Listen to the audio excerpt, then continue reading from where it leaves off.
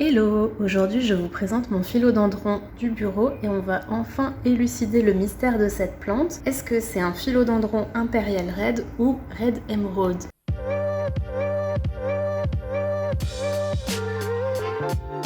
Alors d'après ChatGPT, l'impérial red est une plante compacte avec des feuilles larges et ovales qui sortent rouges avant de redevenir vertes d'un vert sombre en vieillissant.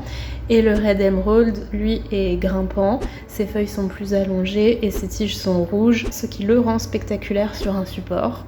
Ok. Dans les deux cas, les philodendrons, c'est des plantes de sous-bois tropical, donc elles aiment la lumière indirecte. Jamais de soleil brûlant, donc ici je l'ai placé proche d'une fenêtre qui est exposée nord-ouest. Côté arrosage, j'attends que le dessus de la terre sèche avant d'arroser de nouveau. Trop d'eau peut le faire pourrir, comme toutes les plantes, comme beaucoup de philodendrons. Il aime aussi bien l'humidité ambiante, mais je fais rien de particulier pour celui-là, pour ça. C'est un ramassis de boutures que j'avais fait en vidéo d'ailleurs, plusieurs vidéos même si vous voulez aller voir. La plante mère avait un tuteur en mousse de coco que j'ai toujours et que je vais pas tarder à lui remettre d'ailleurs, parce que comme ça il grimpera et ses feuilles deviendront plus grandes dessus. Aussi un pot large et peu profond, ça lui suffit, puisque comme ça il garde une forme un peu plus compacte. Bon, on n'est pas beaucoup plus avancé, donc je suis allée voir des photos sur Google Images, et ce que ne disait pas ChatGPT, c'est que la vraie différence c'est vraiment la forme des feuilles. Enfin, il le disait un peu, mais il n'avait pas insisté sur à quel point c'est ça qui est fondamental. L'impérial red, il a des feuilles allongées, alors que le red emerald, non. Donc celui-ci, en fait, c'est un red emerald, parce que si ça c'est sa feuille la plus allongée, franchement,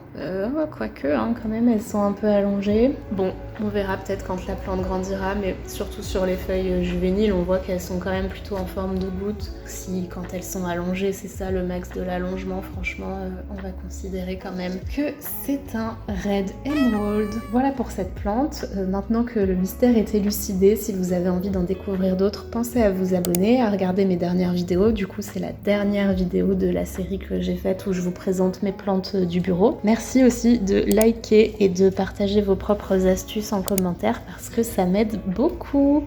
À bientôt!